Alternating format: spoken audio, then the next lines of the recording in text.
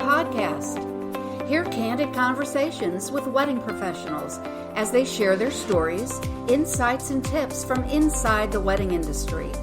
We'll chat about how to be authentic and that it's okay not to be perfect or run your business like someone else's Instagram.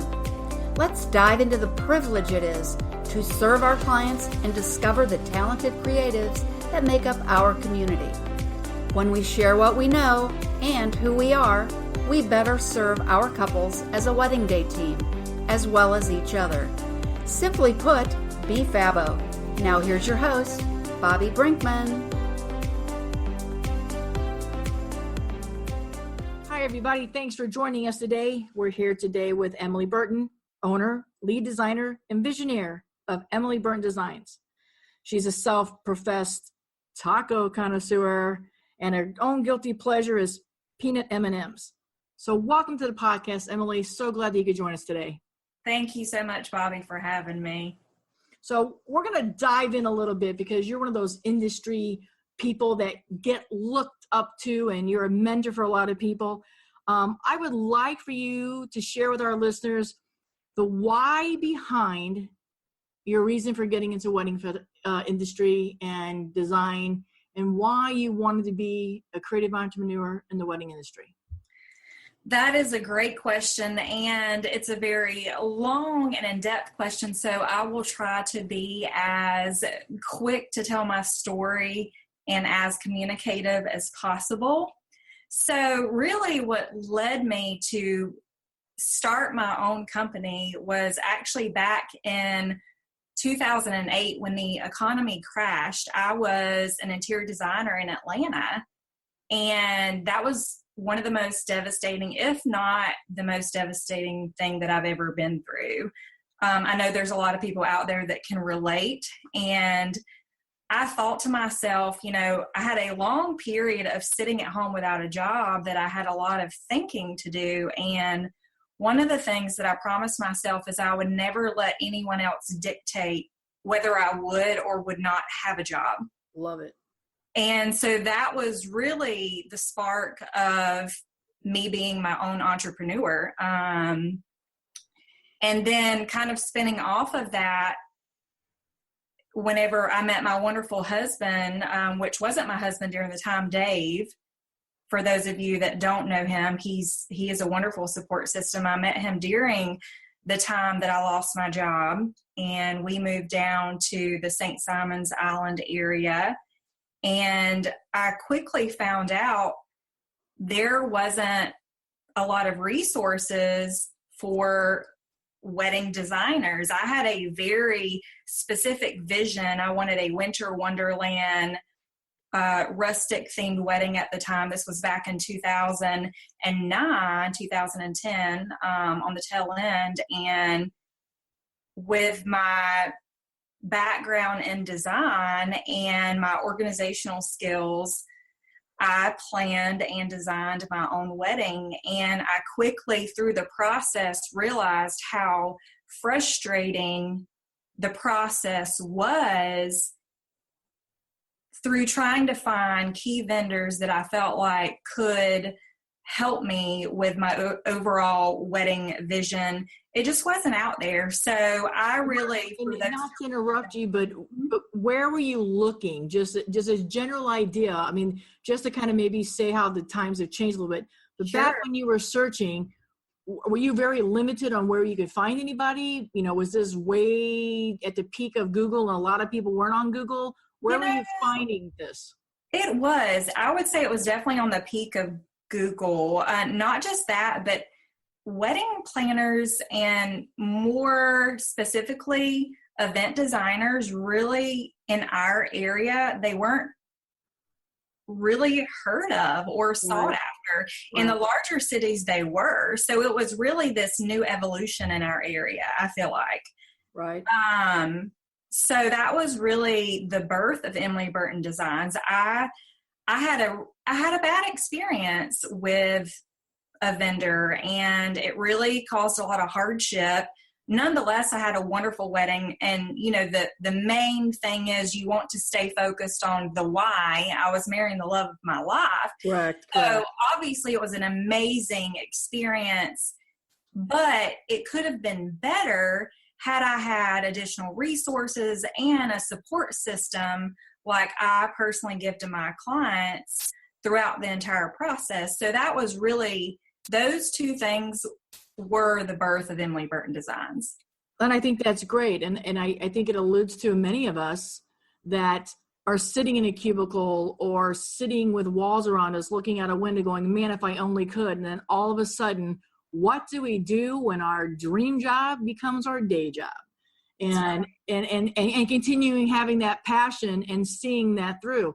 So when you have this wonderful company now that you've started and you're starting to service clients, tell us a little bit about where clients are finding you. Since you were having trouble finding, people for you, how have you positioned yourself in the market for people and your ideal client? And you and I both don't really like that word, but for the terms of our listeners, and we do have couples listening, let's help them determine what an ideal client should be looking and where they should be looking to find vendors of your quality. Sure. I think that's a great question.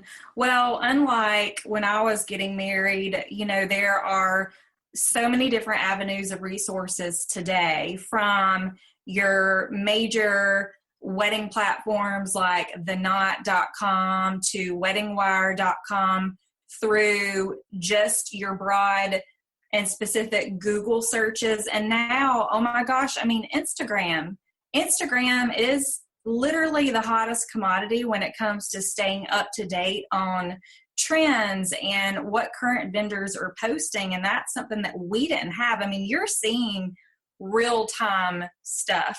Agreed. And I really love that, because for, vendors in the industry, even though we have a website and we can direct people there, because trends are changing so rapidly, Instagram has become the go-to for the most current things that vendors are doing. And so, hands down, Instagram is going to be your best resource as far as seeing pictures and getting up to date on what's currently happening with local vendors. And are you finding that couples are reaching out to you on Instagram? Like you're seeing, okay, I got some stalkers. You have a really good Instagram following because you have a beautiful feed, which just lends people to wanting to contact you.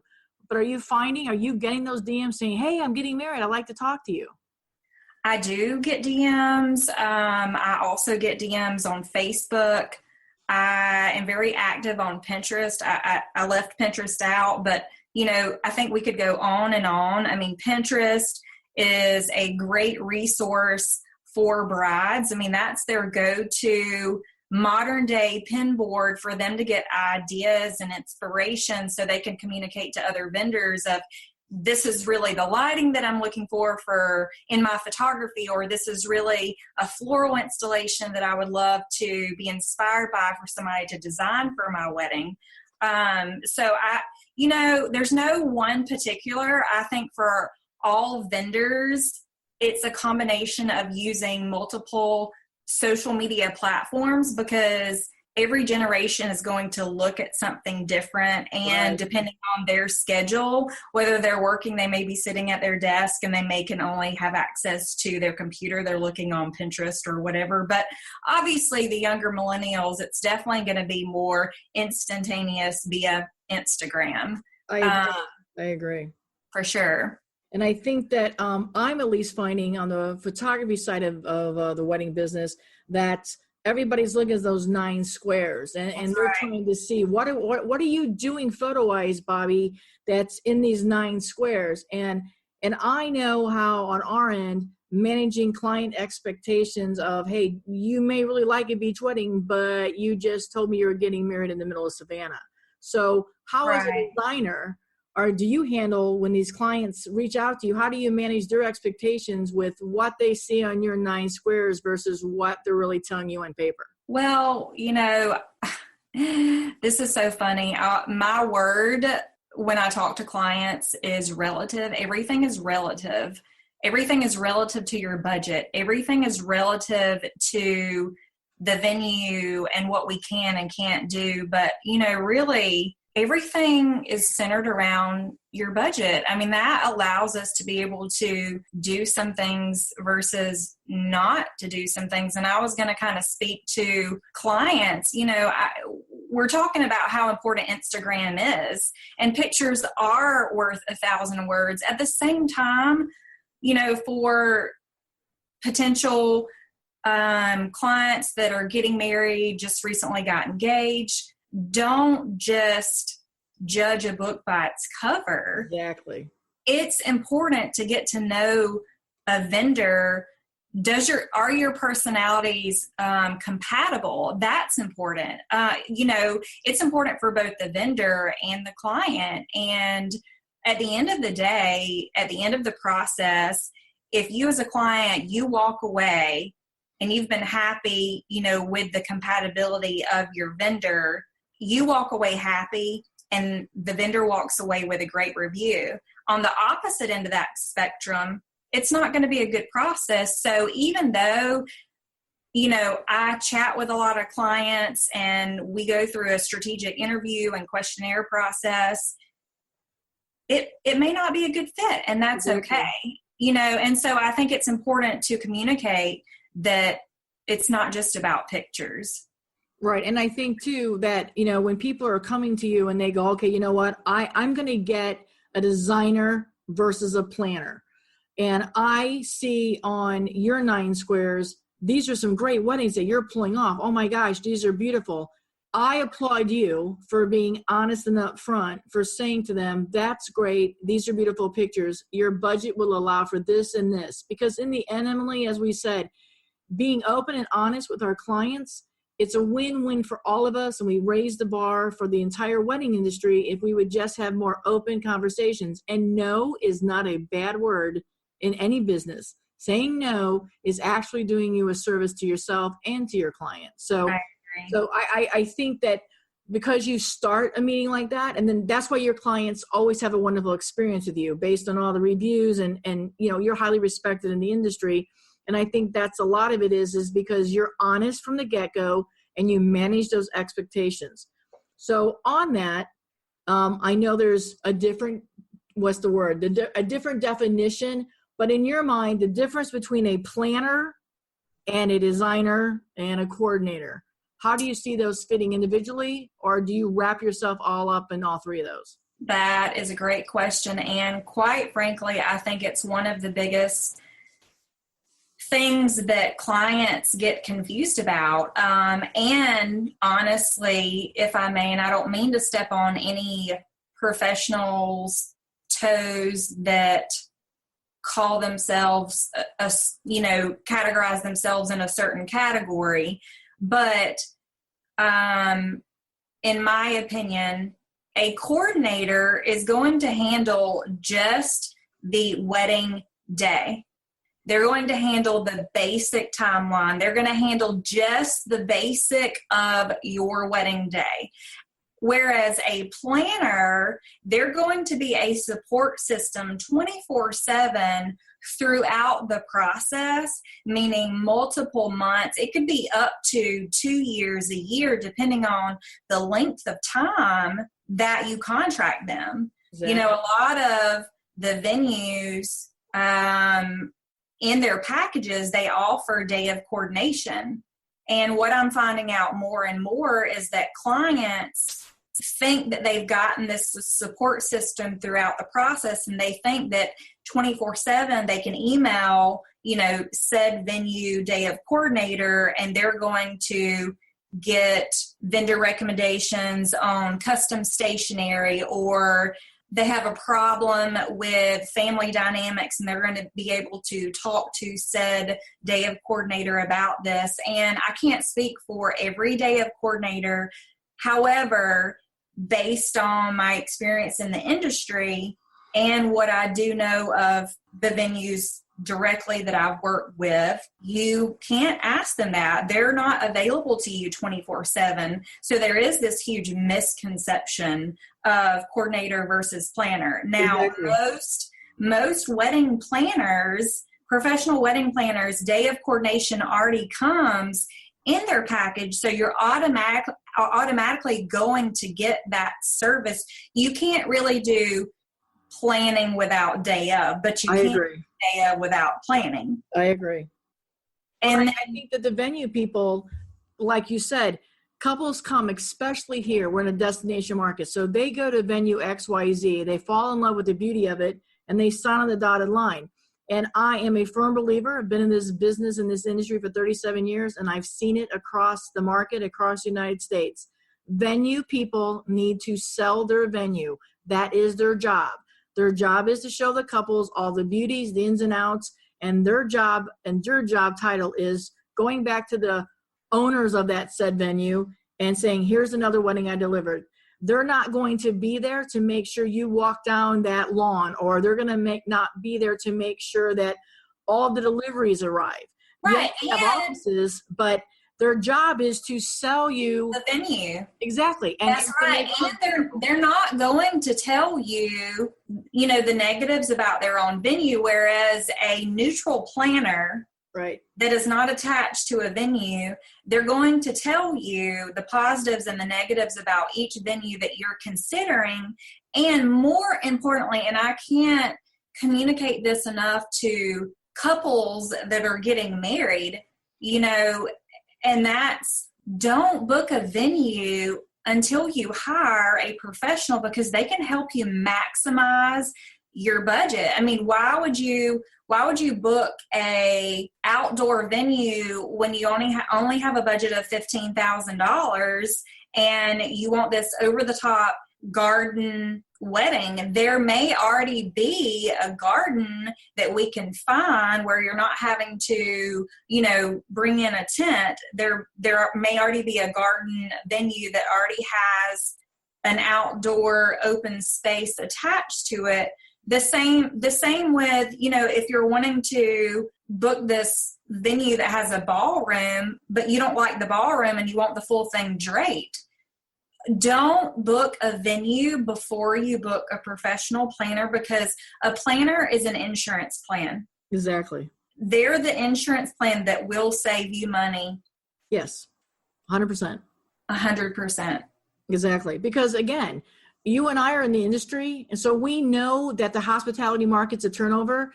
And while you may love Susie at the venue in your weddings 2 years from now, I pretty much can guarantee you that Susie will be at one of the other venues that you may have should have chose earlier in the long run. That's exactly right. It's just a turnover, and that's sadly the industry. But I stress all the time to people, especially in the destination market, you're coming down here sight unseen. You fell in love with the awe, and you fell in love with the beauty. So this is your day. And I'm one of the few vendors, I believe, that it's not your best day ever, because I believe waking up the next day is pretty fabbo.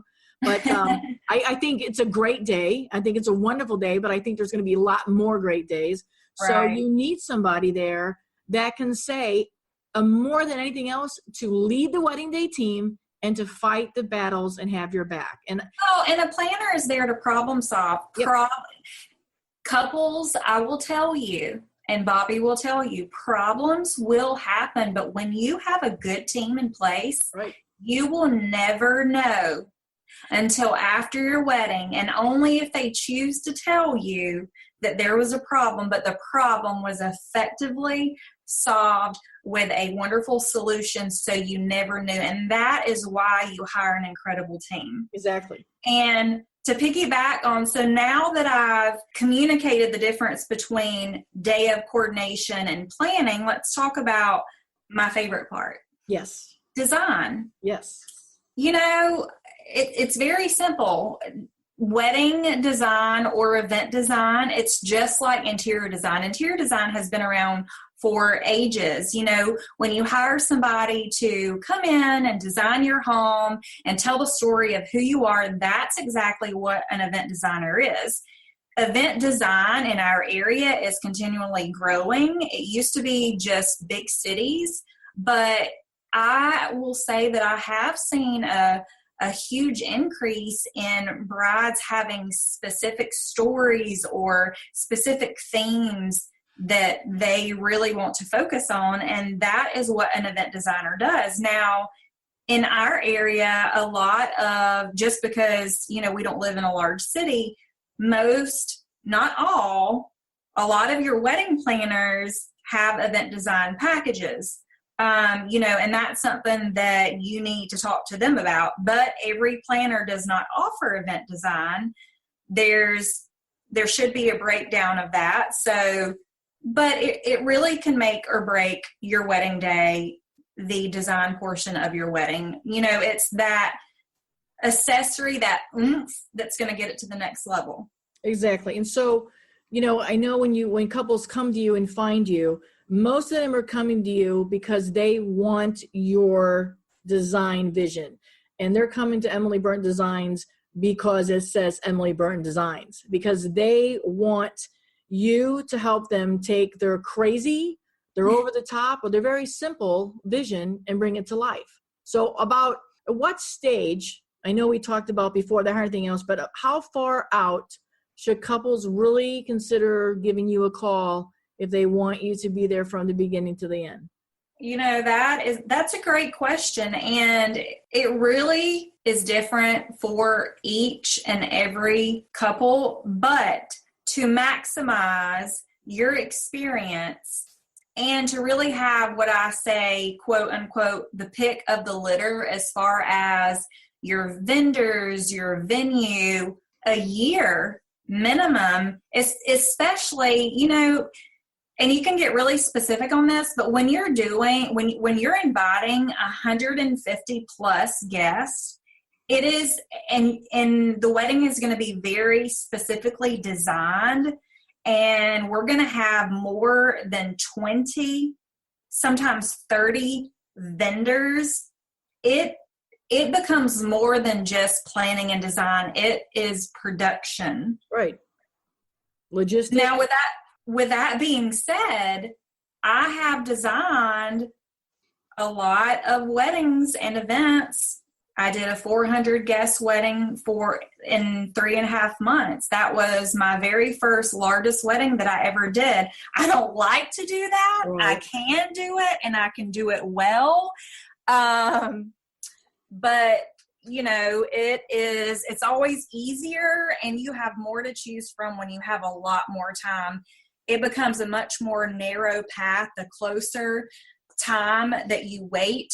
And depending on the seasons, for example, and I'm sure you can relate, Bobby, here, when we talk about our prime season, our prime wedding season of when weddings are going to take place along the Golden Isles from, Savannah, even down to Ponte Vedra, but specifically in the St. Simons, Jekyll, and Sea Island areas in Savannah, you're looking at March, April, May, and then October, November, December are slammed. So if you're, depending on what pocket of time you're getting engaged and needing to book out, all facts considered.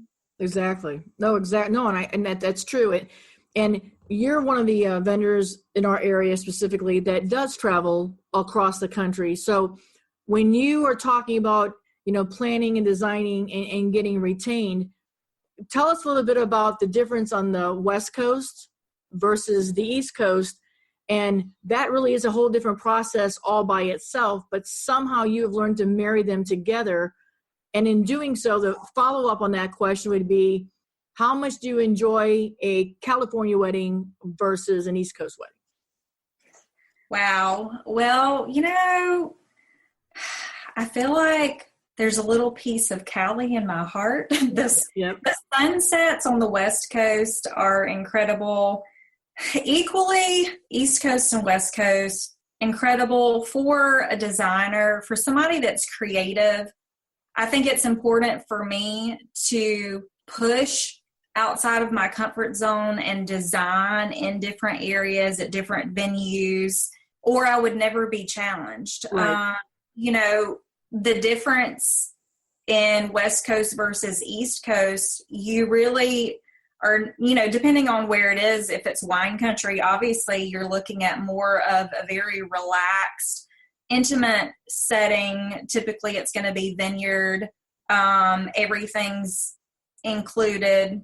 Whereas in our area, your two main facets, you're either, building a ground up wedding, which is one of my specialties, building ground up weddings with a tent outdoors versus booking a venue and designing the venue by bringing in fun elements. And that was going to be one of my questions to you is why don't you tell our listeners, I mean, I have the privilege of knowing a little bit more about you, but I want some of our listeners, in your own words, what do you think are some of the key attributes that make you so good at being able to do weddings on the left coast and the right coast and in between? What are those attributes that you can bring? Like you just said, you have some key factors that help you do what you do, but in your own words, tell everybody what it is that you think sets you apart in being able to do and be a coast to coast, designer.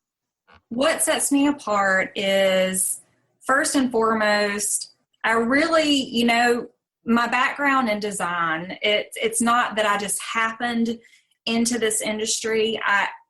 Since I was a little girl, I've always designed. I've always been a visionaire. So my love for design has been inevitable all of my life. And then going to design school at University of Georgia and working. Dogs. That's right.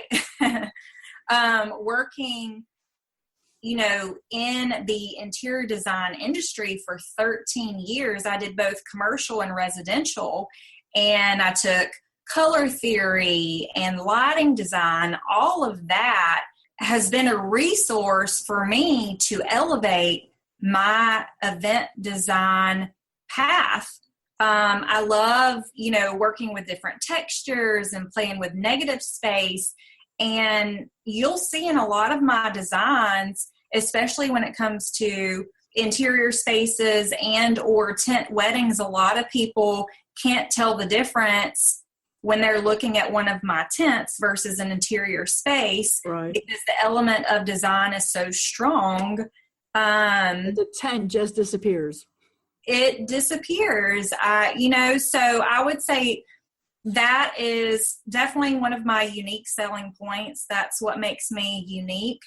And, you're just you. That's what makes you unique. That's what makes me unique. A couple of years ago, I had the opportunity, I would say this is another one. I had the opportunity to fly to the West Coast. I was entered into a design competition with about 45 other women across the entire United States. And kind of to piggyback on that, before I really dive into this opportunity, when I started out my company, I just did planning and event design. Well, then one of my brides had a bad experience with a florist. And so I ended up teaching myself how to be a floral designer. I was self-taught. I did that for several years. To speed things up, I'm on the West Coast. I had an invitation to be entered into this floral design and event design competition.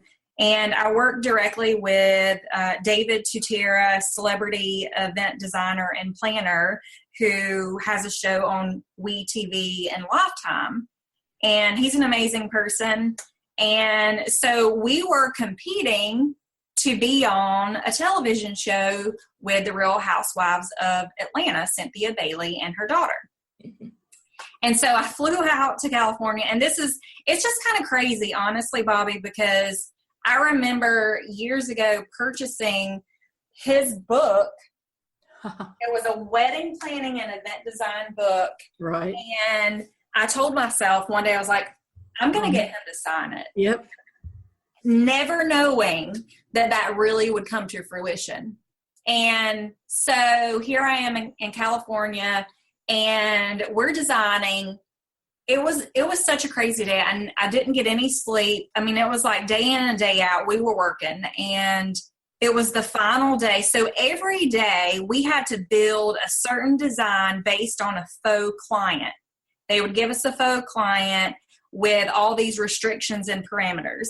And you're like, how in the world? You're basically describing two totally different clients that would clash, and you're wanting me to design for your client. So long story short, it was the last day. I think I had probably gotten 45 minutes to an hour and a half, maybe of sleep. And they give us red roses. They give us pink, like light pink roses. They give us privet berry, silver dollar, and some other greenery. They gave us this faux client, and they said, you have 1 hour to design the most amazing centerpiece. And I'm thinking, holy cow, I'm self-taught. I have an hour. I don't have any sleep. And then I was like, okay, just put yourself in the corner and just focus. Because, most designers and creators, we have a tendency, or at least I do, to be very analytical, and you can really get in your own way when you're focused on what everybody else is doing. So we designed. We turned in our arrangements, and then the next day they were going to announce who won. I ended up flying my mom up. My mom was with me. My husband couldn't be there at the time, and so we're sitting at the cocktail table, and I was telling my mom, I was like, now, Mom, I'm going to show you how to use video on my iPhone. So if I win, you'll know how to record me. She's like, okay. And then all of a sudden they're like, and Emily Burton is the winner. And my mom throws the darn phone across the room. This is like in a ballroom. And you can just hear her screaming, and I was crying. And so the winner got to do the event design and work directly with David Tatera to design Cynthia Bailey, the Real Housewives of Atlanta's event. And so it was just insane. So I would say that was a very, very long question, but I felt like I had to be very detailed so the listeners would understand what it was all about. So between me having the background in interior design and merging the two and teaching myself to be a floral designer, those attributes make me very unique. I can sit down and I can speak to my clients about why flowers cost so much and how we can get costs down. And I can even speak to the florist about engineering, and let's talk about mechanics, and there's a less expensive way that we can do this. I'm very hands-on through the process. There are a lot of times in my designs that me and the florist will tag team something, and I'm installing this funky design of spray painting 14 karat gold jasmine vine and wrapping it around light fixtures, and I'm up on a ladder and I'm hanging it. So I'm very hands-on. It's my baby. There's blood, sweat, and tears in it, and I really am passionate about the design and the planning and telling the story where it's cohesive, and my clients walk away and at the end of their day they're like, wow, she so got in my head. Right. And see, and again, you put your name on your business. I talk to entrepreneurs all over in the industry and out, and most of us that put our names on our businesses know that we're going to own it. And we're going to say, my name's on this. It represents me and what I stand for. And if I can't do it 10,000%, I don't want to do it 100%. Absolutely. So you're offering your clients those experiences, and it is evident. It's evident in your success of your business, the success of you as an individual. And like you said, so many times as creative and solo entrepreneurs, we're so alone in our thoughts that we get in our own way. And I know we bounce ideas off all day, but most of our friends, and heck, Studio Dog Hannah's in with me right now with you, and she gets tired of hearing all about weddings, in a dog's world, Right. But in the process of all that, we have taught ourselves that we know so much more than we know. And when we're forced into a situation, we're able to solve things. Like you said earlier, if we all work together on the day of a wedding and we see a big hiccup, the big hiccup to most of us is something really small. We each adjust and nobody knows about it. So in the process of everything that you do with a couple, what would you say is your most favorite part before the day and then of the day? Of those two things, what do you think is your favorite part? And then maybe elaborate and say what you think is the hardest about those things. My favorite part, gosh, there's a tie. It's definitely getting to know my clients through the process. For me, it's not just a business transaction. For me, it's a personal relationship where at the end of the experience, I've gained a new set of friends, number one. And number two is the most exciting part is hearing their theme or their design concept, or maybe they don't have one. I have a lot of clients that come to me that literally don't know what they want. And it's for me to get inside their head and to design their dream wedding that they didn't even know about. Exactly. Good. I mean, I agree. That is, and I have been, I've been blessed to be on weddings where a couple is like I sent a blank piece of paper in, and I know your clients feel that way. I handed her a blank piece of paper, and she told me to draw on it, and I handed it back, and Emily just nailed it. So, I mean, and again, that's evident to who you are as a person because, you and I are a lot alike that we do put people before profits. We're running a business, and we have bills to pay, but you and I still believe that it's more than collecting the paycheck. It's sharing our gifts and sharing our talents. A lot, and I think that's hard for any small business to do, but when you hang around long enough and you do it for the right reasons and you lead with the intention to be of service, the result is it's just a better result for everybody involved.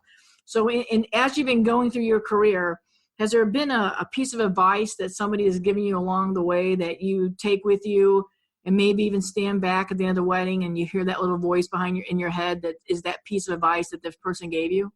The one thing that comes to my mind over and over and over again is when one door closes, another one opens. I think it's easy to see the beautiful pictures on Instagram and, we're talking about all the wonderful things, and I'm not here to be negative Nancy, but where there has been lots of success, there has been failure. And you can't have success without failing. Amen.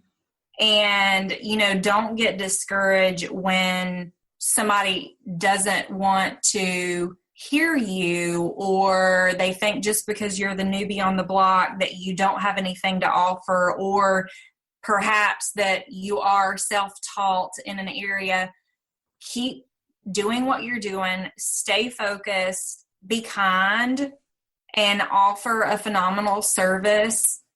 And, it's going to come back to you, and the referrals are going to show. It's going to speak for itself. Right. You don't have to be the be all end all. You just have to show up, give it your best. And, again, it's the journey, and we often get in our way. And if we work hard and put the time in, one of these days it's going to click and you sit back and go, wow, you know what? Maybe I do know exactly what I'm doing. And I think one other thing that comes to my mind, and this has to do with balance, because you and I both know as an entrepreneur and having a family, balance is, it's one of my biggest struggles. And I think I can speak for a lot of other entrepreneurs. It's something that we, balance on we struggle with on a regular basis, is keeping the balance of work and family, and it can really bleed in to each other. And I don't remember the specific book that I read on this. I try to read at least 3 business books a year, but a couple of years ago when I felt like I hit rock bottom because of my health, the reason that I did is I said yes to everything. And I ended up reading, because I'm a pleaser. Most of us are in the industry. And I ended up reading this book, and it said, when you say yes to something else, and it gave the best example, because at that time, I was literally, this is like when I first had opened up my business, and you're hitting the ground running. I was working until like 2 a.m. and then I would get up at 5:30, and I would do it all over again. And this book gave the simplest example, but it was like, if you're saying yes to staying up till 2 a.m., you can't also say yes to getting up at 5 a.m. You have to say no and sleep in. And it's very simple, but I needed to hear that. So I'm going to tell other entrepreneurs when it's okay to say no. No needs to be in your vocabulary. Right. It's healthy for it to be in your vocabulary. Well, and if you're not taking care of yourself, and if we're not making ourselves a priority, there's no way we can be a service. Right. Right. And as I think as women, and I know it's a hot topic, but I do still feel that as women and women entrepreneurs, we are the ones that go, sure, I can do that. Yes, I can do that. And then because add in the excitement and the glory of a wedding, and each of our couples are the only ones that think they've ever done what they're trying to tell us. And we have to smile and be enthusiastic about it. But do we need to know that at 3:00 in the morning? And it's setting those boundaries. So in doing so, do you have like some business boundaries with your clients? Like you'll say, hey, I'm available between here and here. And then how does David, I do know that he's an amazing husband, and he's a great partner to have, and he's a wonderful entrepreneur on his own. So you guys both run your own businesses. So how does David say to you, honey, this needs to be this time that we do this? And by the same token, how do you say, well, okay, David, then we're doing this on your business, so that you guys can pop off for those little bitty getaways? To answer your first question, I do have very specific boundaries with my clients. I used to not, and I learned very quickly that I needed to implement that. My boundaries, first of all, I have in my email the times that I work. I also communicate up front to my clients that when it's after hours, unless you email me with the email subject line emergency, I will not respond, because, I have to have a personal life. And again, me having a healthy personal life and having that separation allows me to give whenever I have time away. I do let them know professionally, unless it's closer to time, like on the day of the wedding, that I really do not prefer text. Text for me, that's more personal. I am personal, but again, you have to learn where to draw the line and what makes things easier. And part of the reason why I don't text my client unless it's the day of a meeting and we're like running late and having some dialogue, or they're running late, or, when I'm tracking notes, it's important that I have one filter system, so I am transferring all of the data correctly and I'm not missing anything. So that's another reason why I only allow one source of workflow, if you will, between me and my client. Number one.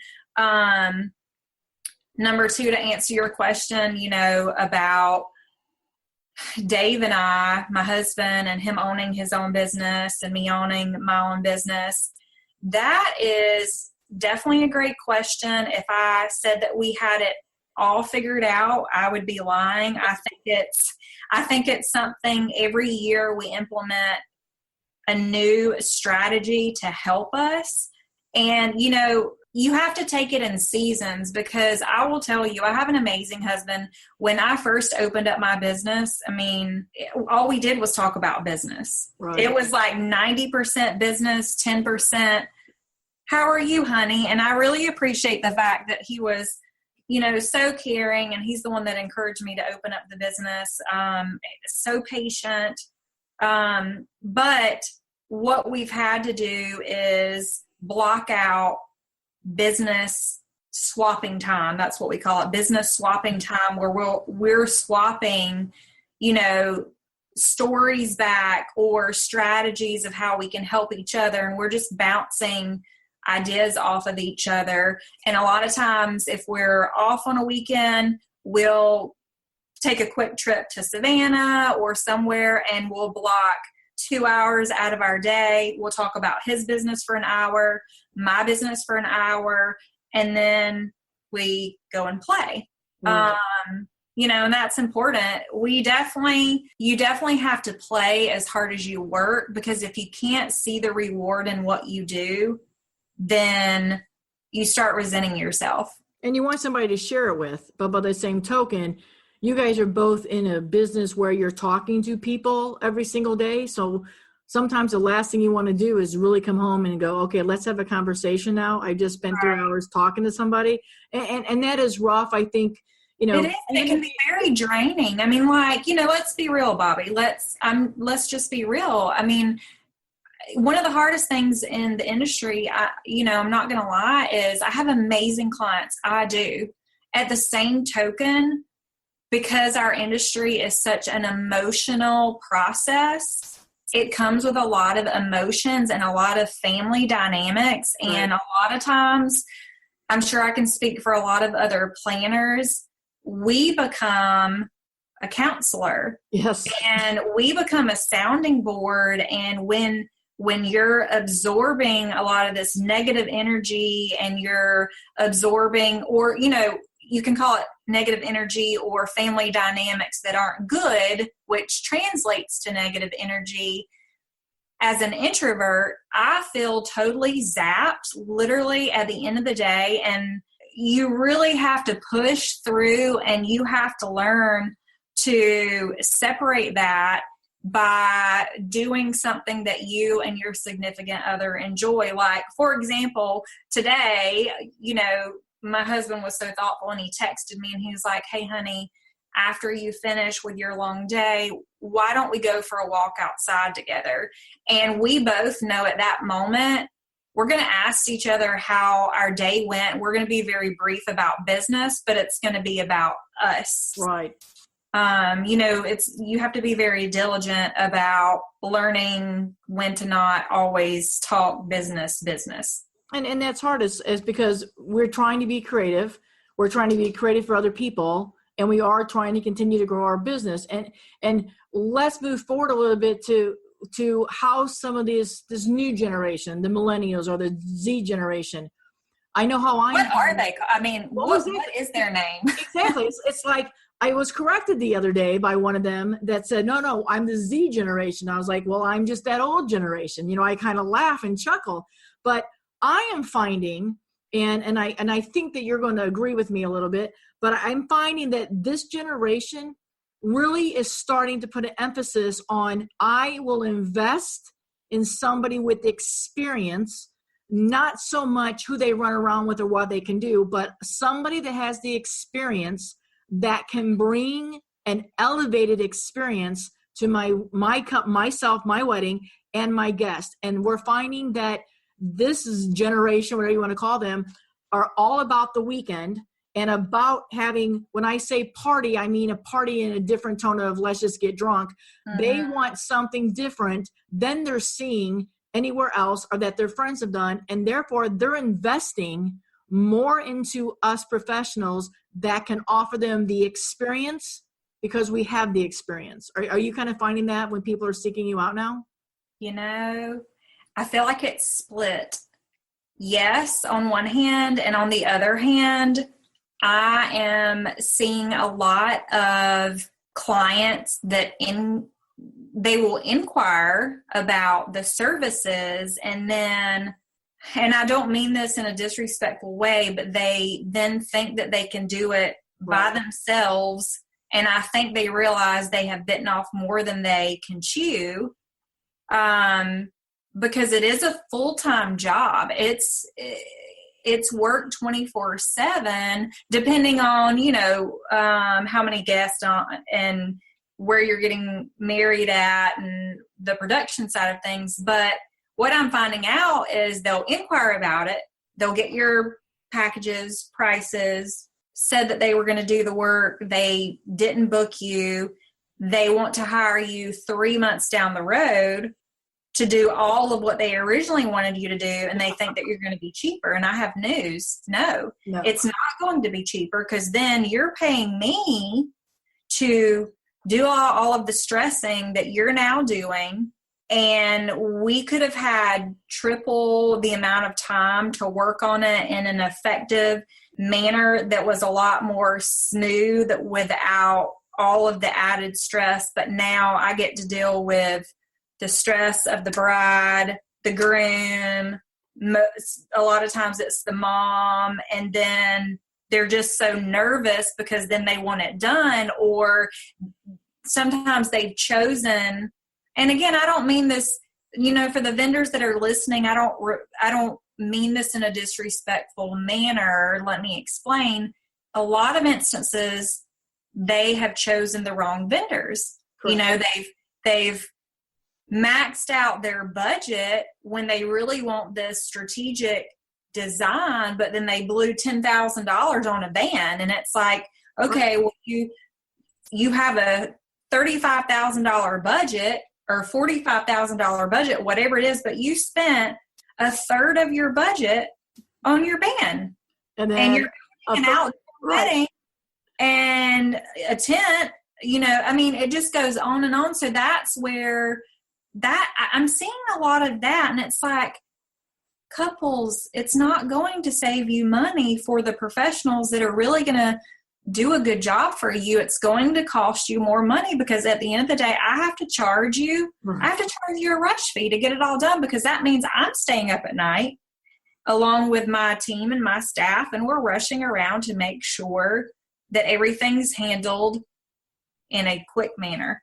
Well, and I know you have to see it too. And I know that we all could write a book about the things that we should not have seen at weddings, but the band thing is one of the things. And part of this podcast is we're having candid conversations. So we're talking openly about things that can help us all improve. So when I have bands at a wedding and then I watch 1/3 of the guests walk out because the band is totally inappropriate for what this couple has represented themselves and presented themselves to. And then the couple themselves are walking up to these planners going, so can we just get a DJ now? Because this isn't working, because my mom, and we all in the industry know that there are far more momzillas than there are bridezillas, is totally upset. And it's because this couple wanted this band, and this band sold them something else. They presented themselves in a different way. And again, just because you see something on Instagram or you see 9 squares does not mean they can deliver that for you. And lots of times in these bands, you're seeing these 9 people, but then 9 different people show up. And if you have somebody like you there from the get-go, these are things that you can say as the expert, I'm going to help you solve problems that you don't even know are going to arise. This particular band is not a good fit for you. I'm not afraid to tell you no. But if they've contacted that band, all that band's just getting a check. And that makes it even crazy. I have a real example right now. Sweetest clients ever. I love all of my clients, but I think it's important to talk about real examples. So I'm going to give one. For example, I'm working with a client and they decided to hire a rental company per se, not from our area, which is fine. However, they're wanting a specific type of flooring that is in a picture that I designed from another rental company. And I communicated up front what rental company this was before they booked me. And I said, listen, cheaper is not always better. Cheaper doesn't always get you what you want. It's about being strategic, with certain vendors and certain applications relating to design. So now, we're not able to get the flooring that these clients really wanted because this particular vendor, they only have one type of flooring. So it's just, it's just stuff like that. It would save you. Yes, we might pay more for flooring from another vendor, but then you're not having to pay a delivery fee that's astronomical because they're maybe coming in from out of state, or you can split up the rentals from, you know, 2 different rental companies, but that's something that only your planner would know. You might not know that if you're not in the industry. You know, your planner and event designer, they have opportunity to do vendor negotiations because they have great working relationships if they are very tenured with, you know, a lot of rental companies or other vendors, if you will. Right. You're the problem solver. You, like I said, you see things before they happen, and you're educating the couples along the way. And that is what makes a good investment, and why every wedding should have a wedding planner and indeed a designer. Because if the couples have a very good, clear vision of what they want or what they don't want, that is what a designer can bring, and then a planner can execute. Along those lines, we talked about Instagram, but are there any apps in your business? Like, is there any design programs or something that you could not live without to get your job done? You know, I will be honest. I really need to work on the technology back end side of my business. I'm very old fashioned in the way that I do things. I like to hand render and sketch a lot. So I'm old fashioned in that sense. You know, as far as an app that I can recommend, there's one that I absolutely love. Me and my husband actually implemented it not too long ago. And to me, this app is more so for entrepreneurs that have a family, that are married, that are trying to figure out how to balance that home life organization with work life organization. And it's called Cozy, COZI. Okay. It allows you to communicate. You can add multiple family members. You can color code who is doing what. You can add activities, grocery lists. You can add recipes. You can add your work calendars and bleed them in. It's free. It's a free app to do the basic, but you can also upgrade. It's a small fee of $29.99 for an entire year. So I would highly recommend that. You can even add, like, you know, fun icons, like me and my husband have a heart for when we're going to go out on a date night. We go ahead and implement that in, because again, it's about pre-scheduling things to look forward to and finding that balance, and communicating what each other has so you're in the know. So that's one that I would recommend. So we've talked a lot about the wedding world. I would like you to share with listeners, what other thing excites you? I mean, what are you really passionate about? What gets you up in the morning and gets you through the day and gets you to that next wedding? So what? Besides coffee and chocolate? There you go. Aside from coffee and chocolate, what makes your heart pitter patter? Traveling, experiencing new things. I absolutely love to travel and experience new restaurants or spas or whatever, because for me, when I have the opportunity to experience visually new things, it allows me to be inspired so I can bring that next amazing design element or guest experience into my design process. So I would say, hands down, traveling and new experiences. Another thing that I recently tapped into and had the opportunity to do, and I think I may be kind of answering something else, but I absolutely love commercial production and set designs. And, you know, it's hard, I think, when you're naturally a designer. You can really, there's so many platforms that design crosses over into, and I think it's important that as a designer, you're always giving yourself something that challenges you, because if you're able to push through and do something different, you don't know how that cross coordinates with your next wedding or event or, whatever. Last year at the tail end, my mom was a fashion designer, so I naturally love fashion, and I feel like fashion is in the wedding industry and in the events industry. And so to me, it's always inspired me. That was like my initial tagline when I started my company years ago. But I had the opportunity to produce my first ever video for Fashion Week online. I wrote the story. I did all the visual aspects. I did not shoot the video. That is not my forte. I'm not a photographer, not a videographer, but as a designer, I'm a storyteller. So that was pretty cool. Right. I could. And is that just part of your goals? I mean, you think the next 3 years, I mean, where are you guys going? I mean, where would you like to land up in the next couple of years? That's a good question. I also think that it's one of the things that I would definitely say I'm struggling with, if you will, is thinking about where I'm going to be, because there's so many opportunities out there.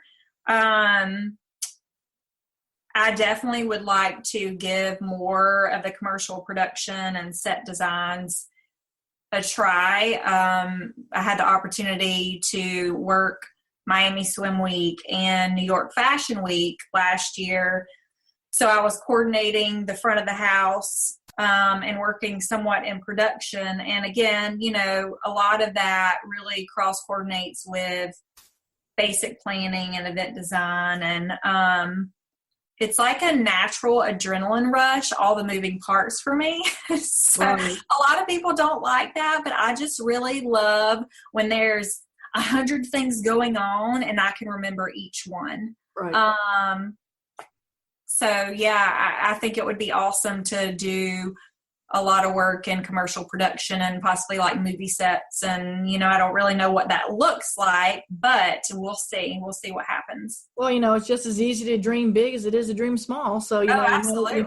You got to dream it and put it out there, and you've had a wonderful level of success and some wonderful experiences. And I can tell you that this industry is far better off with you in it. So before I let you go, give me 3 words that you hope the people along the way that you've met and that you serviced and other people that are just getting to know you. What are 3 words you hope they can say about you or that use to describe you? Passionate about design. I hope that they see that. Personable. I hope they understand that for me, it's not just a business transaction, that I really want that intimate relationship where, if you're coming into town, you think about giving me a call, or if I'm in your area, I give you a call and we go out for coffee or a cocktail. And I really hope they see that anything is possible, because I haven't been given this business. And I think it's important for other people out there, no matter what they're thinking about trying in life, just give it a shot. So I would just say that, anything is possible. Don't give up. Exactly. No, that's 100%, show up, be up, get dressed, do your best. And if you stumble, somebody will be there to pick you up. And if not, pick yourself up and there'll be plenty more to cheer you on. That's so right. Before I let you go, remind all our listeners where they can find you at again. Thanks, Bobby, for having me. You guys can find me on Instagram at Emily Burton Designs, on Twitter and Snapchat at The Emily Burton, on Pinterest at Emily Burton Designs, and Facebook. And I really appreciate you having me. It's always a pleasure talking with you, whether it's in person or over the phone. And I just think that you're awesome. Well, thank you. You're an inspiration to, like I said, you're an inspiration. A lot of people look up to you for your leadership and your passion. And I believe those 3 words describe you to a T. But I'm also going to add that you are absolutely fabbo. Thanks for joining us. We hope these conversations will take you into your wedding weekend with a little more confidence, proud of what you do and how you serve your clients. Maybe you even picked up a business tip or two. Till next time, be Fabbo.